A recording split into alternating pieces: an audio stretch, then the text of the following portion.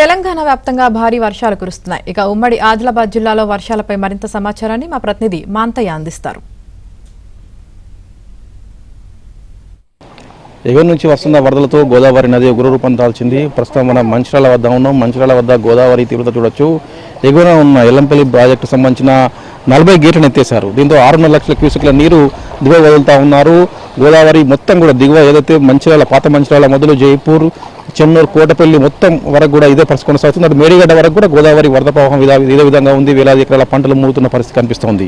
ఎల్లంపల్లి ఎగువన ఎల్లంపల్లి సంబంధించి గతంలో ఎప్పుడు లేని విధంగా ఇన్ఫ్లో వస్తుంది. ముఖ్యంగా ఎల్లంపల్లి గతంలో కడెం నుంచే ఎక్కువ వరద వచ్చేది. ఈసారి ఎస్ఆర్ఎస్పీ నుంచి కడెం నుంచి పెద్ద ప్రవాహం ఇన్ఫ్లో లేకపోయినా కూడా ఎస్ఆర్ఎస్పీ నుంచి లక్షల క్యూసెక్ల వరద వచ్చి చేరుతుంది. ప్రస్తుతానికి ఎల్లంపల్లికి ఎస్ఆర్ఎస్పీ నుంచి 4 లక్షల క్యూసెక్ల వరద వస్తుంది. అదే సమయంలో ఇతర క్యాచ్మెంట్ ద్వారా మరో 200 లక్షల క్యూసెక్ల వరద వస్తున్నట్టు అధికారులు చెప్తా ఉన్నారు. మొత్తానికి కూడా గతంలో ఎప్పుడు లేని విధంగా 4 రోజుల నుంచి కూడా ఎస్ఆర్ఎస్పీ గేట్లు ఎత్తేయడం, అక్కడి నుంచి నిర్మల్ నుంచి మొదలు ఇటు మంచిర్యాల వరకు కూడా మొత్తం కూడా గోదావరి పరివాహక ప్రాంతం మొత్తం కూడా పంటలు మునిగిపోతున్న పరిస్థితి కనిపిస్తూ ఉంది. ఎప్పుడు లేని వరద ఉధృతి నేపథ్యంలో ఇప్పటికీ 4-5 సార్లు రైతుల పంటలు మునిగాయి. అదే సమయంలో ముఖ్యంగా బాసరకు సంబంధించి ఒక ప్రత్యేక పరిస్థితి కొనసాగుతుంది. బాసరలో గతంలో 40 ఏళ్లలో ఎప్పుడు లేని విధంగా బాసర పుణ్యక్షేత్రం మొత్తం కూడా వరదమయమవుతోంది.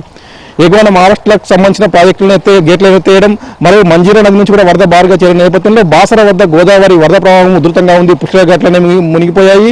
బాసర ఆలయం నుంచి గోదావరికి వెళ్లే రహదారి కూడా మొత్తం వరదమయమైన పరిస్థితి కనిపిస్తుంది. అనేక భవనాలు కూడా చుట్టూ వరద చేరిన పరిస్థితి కనిపిస్తుంది.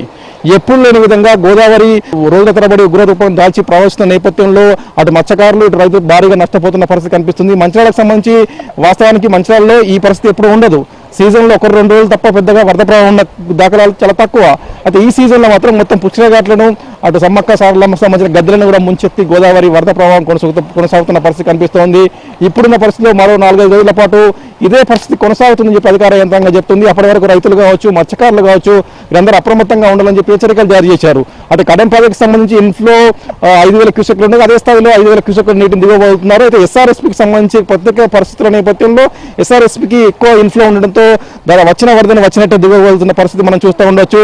దీంతో బాసర మొదలు ఇటు మంచిర్యాల జిల్లా కోటపల్లి మండలం అర్జునగుట్ట వరకు ఈ గోదావరి పరివాహక ప్రాంతం మొత్తం కూడా రెండు వైపులా అటు పెద్దపల్లి జగిత్యాల జిల్లాలు, ఇటు మంచిర్యాల జిల్లా, ఇవన్నీ కూడా మొత్తం కూడా రెండు వైపులా కూడా పంట పొలాలను ముంచెత్తు గోదావరి ముందుకు వెళ్తున్న పరిస్థితి కనిపిస్తుంది. అయితే దిగువన ఉన్న ఎల్లంపల్లి దిగువన ఉన్న సుందిల్లా, అన్నారం, మేడిగడ్డ బ్యారేజ్లకు సంబంధించిన గేట్లన్నీ కూడా గత 2 ఏళ్ల నుంచి కూడా ఓపెన్ చేసి ఉన్న నేపథ్యంలో గతంతో పోలిస్తే నష్టం తక్కువ అయినా కూడా రైతులు ఈసారి 4-5 సార్లు పంటలు మునిగి నష్టపోయిన పరిస్థితి కనిపిస్తోంది. ఇప్పుడున్న పరిస్థితిలో ఈ సంవత్సరం ఈ పరిస్థితి ఇలాగే కొనసాగితే ఈసారి పంటలు మొత్తం కోల్పోయినట్టే అని చెప్పి రైతులు ఆందోళన చెందుతున్న పరిస్థితి కనిపిస్తుంది. ప్రభుత్వం ఆదుకోవాలని చెప్పి రైతులు కోరుతున్న పరిస్థితి కనిపిస్తుంది. మొత్తానికి కూడా ఇప్పుడున్న వాతావరణ పరిస్థితుల దృష్ట్యా అధికారులు చెప్తా ఉన్నారు, ప్రజలు మాత్రం అప్రమత్తంగా ఉండాలి, ఎవరు కూడా గోదావరి పరివాహక ప్రాంతానికి వెళ్ళొద్దని సూచిస్తున్న పరిస్థితి మనకి కనిపిస్తూ ఉంది. వీడిన శ్రీనివాస్తో మా అంతయ్య, అమరావతి,